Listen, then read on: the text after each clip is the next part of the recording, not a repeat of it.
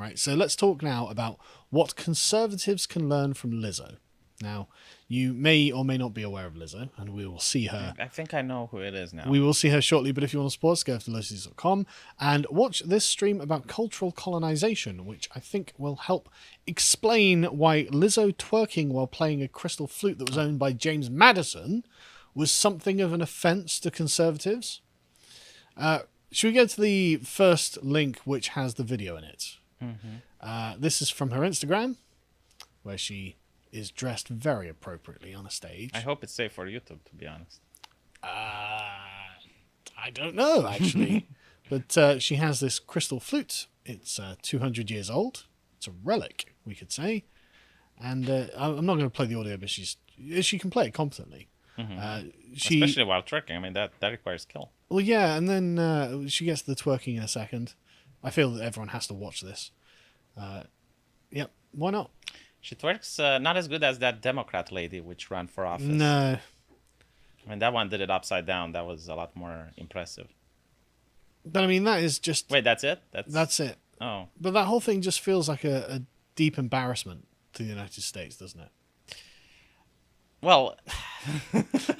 I mean, you're going to say it's not. No. I'm thinking about why people get upset about twerking specifically. I mean, she's literally built like a bus. And she's wearing that. There are so many things I want to say now, but like I don't know just how much is permitted.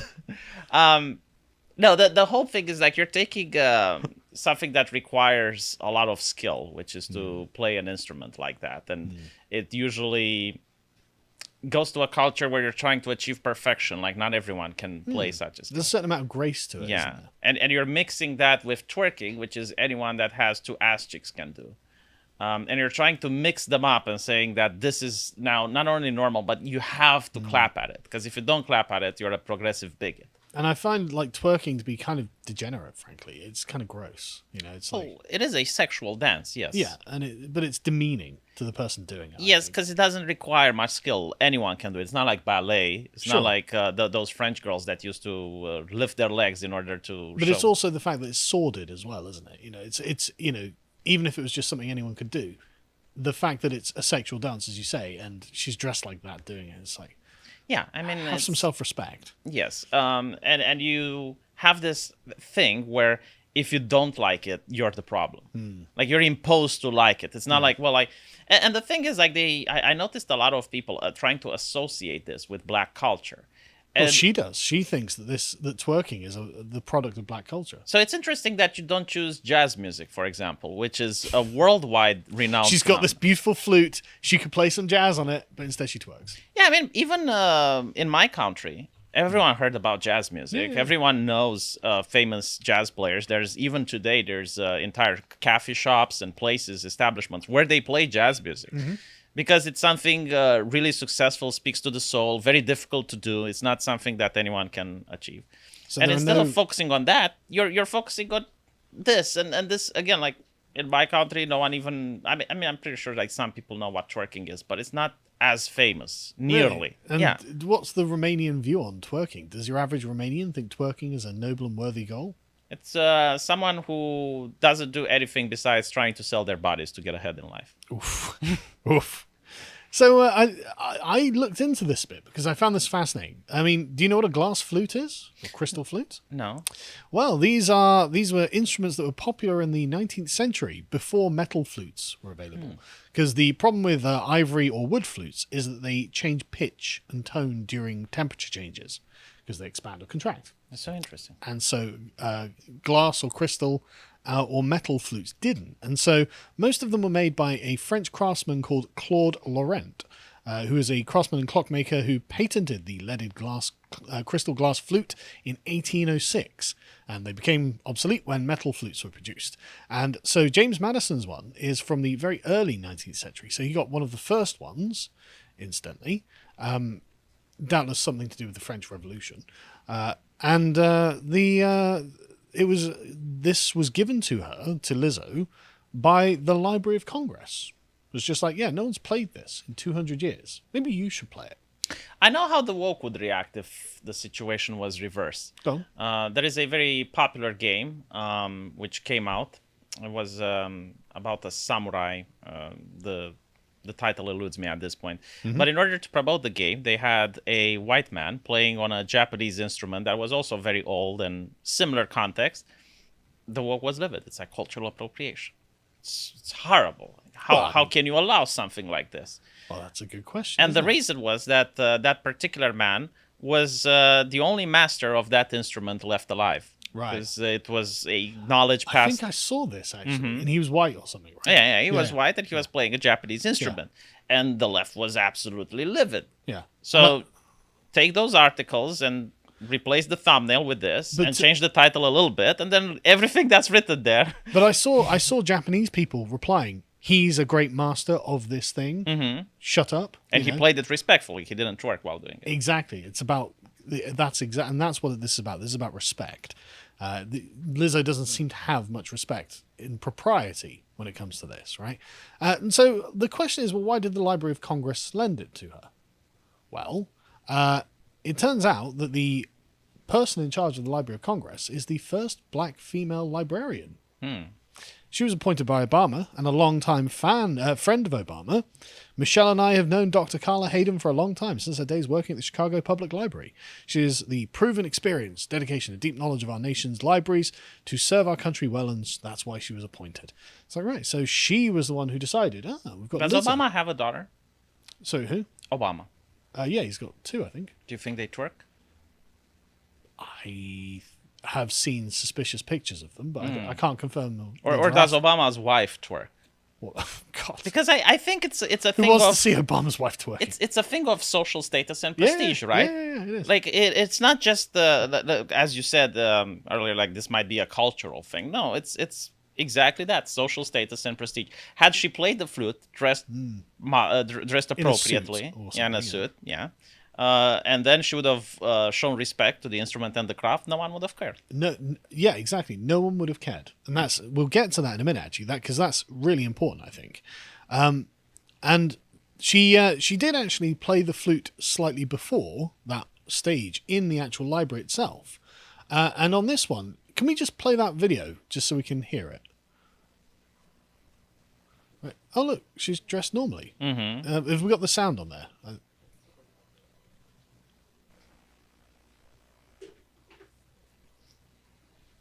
For some reason, the sound isn't coming through. But it looks like a beautiful performance. Yeah, she's very competent. She's very good at playing it, and she's not debauching herself or the institution or the flute itself. So no one cared about this. Yeah, and they realized, okay, no one cares about this. Let's up it up a notch. Because she is a classically trained flutist or whatever it's called. Yeah. There's nothing to complain. No, in fact, it's quite an entertaining and enjoyable thing to listen to. She knows what she's doing. She's got talent. So I'm pretty sure, like, someone said, hey, if you want more publicity, do it in an outrageous manner. Exactly. That's exactly. And this is what people are concerned about. Like I said, the library, I'll show you, it's a flautist, apparently, that's a classically trained flute player. But the thing is, and again, there's this kind of disconnect, right? She says this. This is from the early 1800s. It was a gift to James Madison from the French crystal flute designer to celebrate his second term. There was a fire, and there are only 2 things were saved from the portrait of George Washington, and it's the two things were saved. It's a portrait of George Washington and this crystal flute right here. I'm the first person ever to play it, so what you're about to hear what it sounds like for the first time. Thank you for the Library of Congress for preserving our history and making history cool. History is freaking cool, guys. So, okay, I mean, that's not a terrible statement. I mean, when they say there was a fire, it's because the British were in the middle of burning down the building, because it was in the War of 1812. So it's not that she's even, like, intentionally disrespectful. It's that there's this kind of tremendous absence of mind that's involved. It's like, look, do you not think that people are going to be a bit like, why are you twerking with James Madison's flute? Just play it normally and everyone will be fine with it. There's the decorum. Like, when I would go to university to have an exam, I had to wear a suit. And I had to be respectful. Now, even if I would go to an exam and just express the knowledge to the professor appropriately, if I dressed without a shirt, right, and I would spit in front of the cathedra, then in front of the teacher's desk, then I would fail the exam. Because like the way of behaving does matter. Yeah, I mean, and this is what they're complaining about in this article. Unbeknownst to her, Lizzo breathing music into that ancient flute. It's not that ancient, calm down. Summoned a Says the English. Well, says the Europeans. Like, 200 years. I mean, that's a long time. But like, Yeah, but for Americans, it's huge. Yeah, okay, for Americans, it was not ancient. Like, ancient. Hey, they just started their country a couple of 100 years ago. Actually, my house is new, but like, you know, we've got buildings in this country that are way older than that. But anyway, the ancient flute, we've got constitutions that are 4 times older than this flute. Anyway, I'll let it go. The ancient flute summoned a legion of trolls, furious that she had desecrated the sacred instrument by daring to shake her rear. And it's like, yeah, they're not wrong. It's disrespectful. It's about propriety. And so essentially you get a list of conservatives complaining about this. And honestly, I don't find their complaints to be wrong, actually. Jenna Ellis, one of Trump's campaign lawyers, said that the performance was a purposeful desecration of America's history. Matt Walsh says that Lizzo's performance was a form of racial retribution, according to the Lotus. I don't think he's wrong, though. I think a lot of them see it that way. How many more songs until the retribution has been paid? Well, that's a great question. How many more? I want a number. Greg Price said, the Library of Congress really took out a 200-year-old flute that belonged to James Madison just so Lizzo could twerk with it. They degrade our history and then call you racist if you actually value it. Well, it's the fan baiting thing. Yes, it is. Had she not done this, no one would know about this event. As you mentioned previously, she has done this, and I've not heard about it. No one was offended when she was playing it properly. Yes. Yeah. So they have to do this in order to promote the event. Yeah, and that was a point Ben Shapiro actually made. This was deliberately provocative, and so she got the reactionary backlash that she was asking for. And I like George Takei, though, right? If you wouldn't have a problem with Taylor Swift playing Ben Franklin's piano, then you shouldn't have a problem with Lizzo playing James Madison's flute. If you do have a problem, stop and think why that is. Oh, well, let's put it a different way. Let's say Because you're a racist, V. Just accept it. Just admit it. That's what George Takei is asking for. He's just asking you to admit you're a racist. I didn't watch Star Trek with him in it, so maybe. Well, it wasn't any good. But what if I have like a big swastika tattoo on my forehead, and then I read the "I Have a Dream" speech? Do you think it would be appropriate for people to complain? No. Well, they would surely just be racist against you. But the point, of course, is Taylor Swift. I think there's actually a picture of Taylor Swift playing a piano at some point in here. But she's just wearing normal clothes and respectfully playing the piano. She's not twerking. And perhaps if Taylor Swift was actually twerking on the piano, people would have been more offended by it. Anyway, then you get the really revealing one. Sorry, no, go back because this... Wait, there's a more revealing one? Yeah, this is the really revealing one, right? So one of the hosts of The View, you're aware of The View? Oh, yes. Sunny Hostin, had an insightful take on the situation, stating, quote, then you have some people on the right who said that really, the Library of Congress really took out his 200-year-old flute that belonged to James Madison just so Lizzo could twerk with it and degrade our history. Well, James Madison owned 100 slaves. That's a degradation of history. It's a full circular moment in American history, the promise of America. You have a slave's ancestor playing the 200-year-old flute, proving the right-wing commentators right. That's the truth. They said it. They go on The View and be like, yeah, that's the case. And Matt Walsh is like, yeah, well, this is a form of racial retribution then, isn't it? That's what they're saying. And of course, they, you get the, just everywhere. They're going, oh, conservatives, how dare you be outraged? It's like, well, why shouldn't they? So basically, in 200 years, the future generation can then be racist in return to the people that oppress the current generation, because that's how it works. I guess they can. I mean, like, they've already had a black president. Now they've got black flute player. I guess that's how it works. But anyway, for some reason, Lizzo was then invited to play the flute at James Madison's actual home. So, yeah, well, that'll really show James I assume Madison. she's going to be twerking again. Well, yeah, I mean, James Madison's just be rolling in his grave, presumably. Do you think it's the same dance, or will she be doing something more elaborate? I have no idea, but they invited her. And then you get...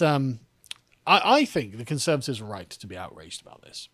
I think they are right to say, look, actually this is gross and you shouldn't do it.